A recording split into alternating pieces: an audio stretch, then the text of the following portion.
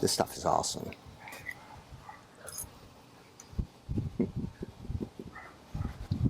Awesome.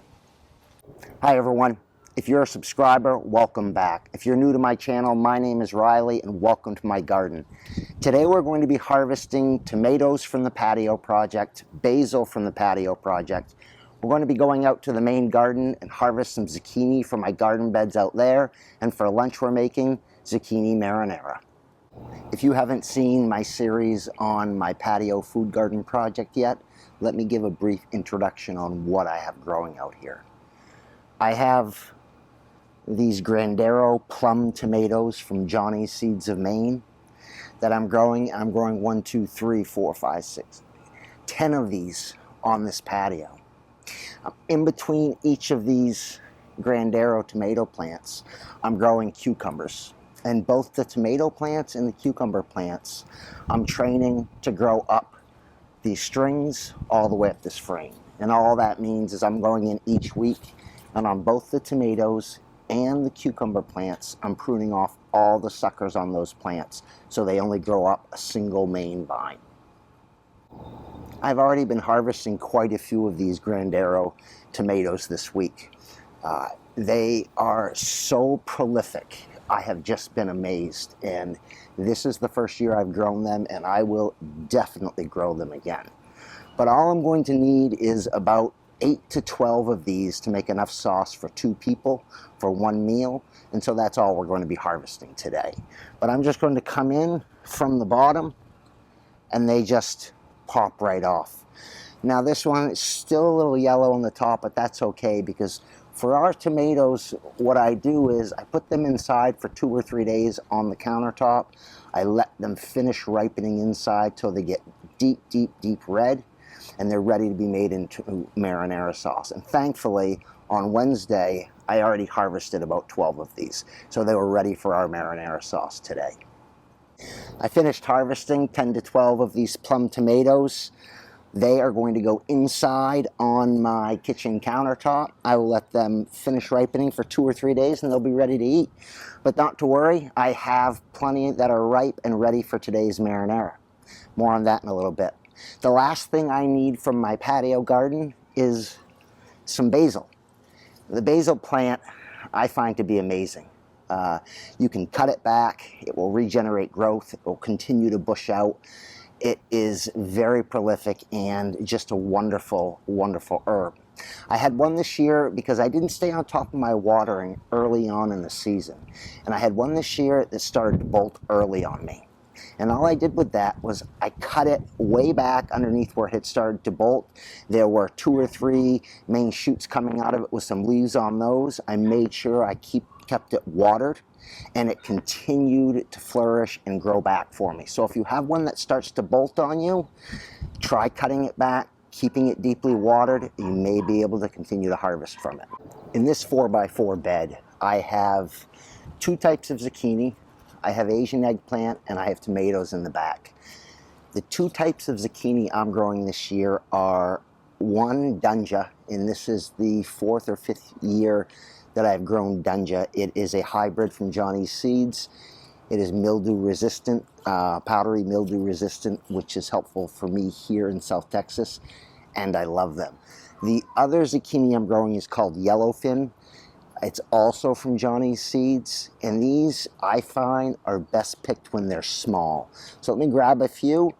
I'll show you exactly what size I like to pick them at, and then we'll start cooking our zucchini marinara.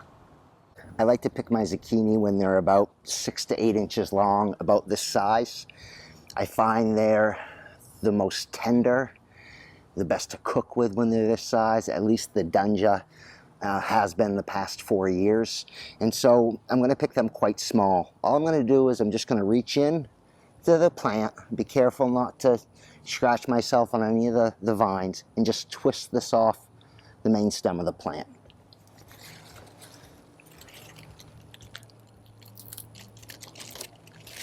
There you go. There's another one there, a little bit smaller than the first one, but I'm sure it will be fine to cook with. Let me grab one of the Dunja, and then we'll get over and start with this recipe. All right, we're ready to cook. Now, the first step is to turn this beautiful basil and plum tomato mix into this wonderful marinara sauce. And I'm going to walk you through how I do that while I'm cooking up the zucchini. But in 2 weeks, I'm going to be putting out a very detailed recipe on exactly how I did this. So if you have not subscribed yet, hit that subscribe button and ring that bell so you'll be notified when that video comes out of exactly how to make this marinara sauce. Ingredients we're using are zucchini, our marinara sauce, half a tablespoon of butter, olive oil, salt and pepper, and Parmesan cheese. I'm going to let this pan heat up, and I'm going to be adding a teaspoon of olive oil and half a teaspoon or a tablespoon of this butter. So I'm going to cut this up into about 3/4 inch slices. Pretty thick, but we're going to want to let it to saute in that marinara sauce, simmer in that marinara sauce. So, oh yeah, this looks good.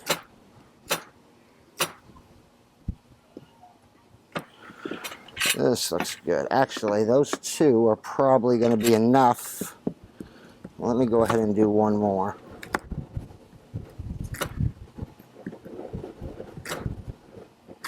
That'll be enough.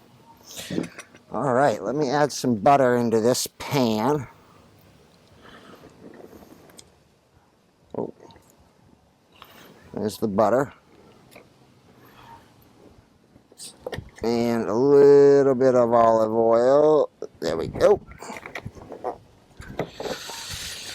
What we're going to do is we're going to brown this on both sides. And truth be told, I have never cooked with olive oil and butter together. But I was reading this recipe online, and I'll put a link to the recipe in the video description. And the woman who wrote the recipe suggested that mix because the butter has a better flavor, but it also has a lower smoke point, or I think that's what she said. These are ready. These are going in.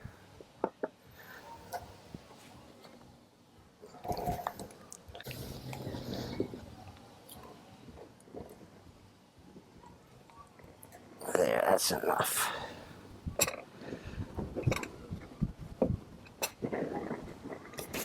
I'm going to add a little bit of salt and pepper.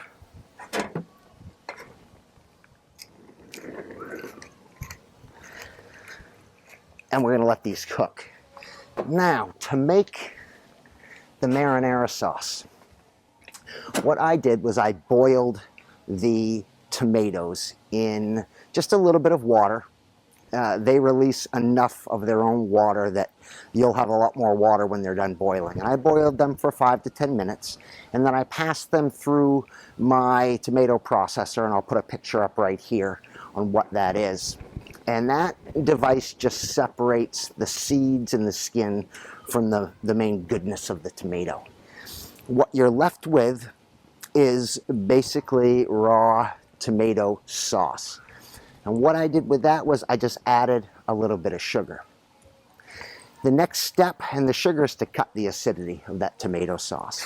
The next step of making the marinara was in a separate saucepan.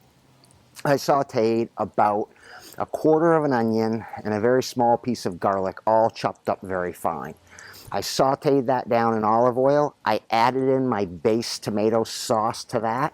I added fresh basil leaves to that. I added oregano to that. I added salt and pepper to that. And I let that simmer for about 30 minutes. And what came out was fantastic. I have been eating this all morning with Italian bread, and I really hope I have enough left for this recipe. I've let these brown on both sides for a minute or two each. I'm going to add in my marinara sauce now.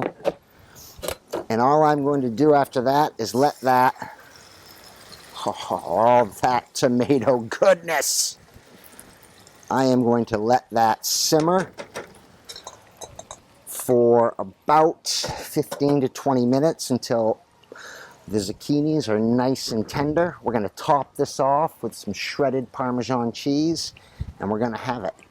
zucchini parmesan, or zucchini marinara with parmesan. I sauteed for 20 minutes. I've just plated it up. I added some Parmesan cheese on top. This zucchini is nice and tender. This just looks and smells amazing. Let's give it a little taste. It's still very, very hot.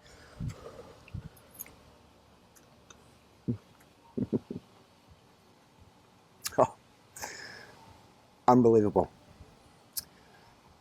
Zucchini marinara with Parmesan cheese. Everything straight out of my garden. If you enjoyed the video, give it a thumbs up and please share it. And if you're not a subscriber, hit that subscribe button and don't forget to ring that bell so you'll be notified next week when I put out a new video. This stuff is awesome.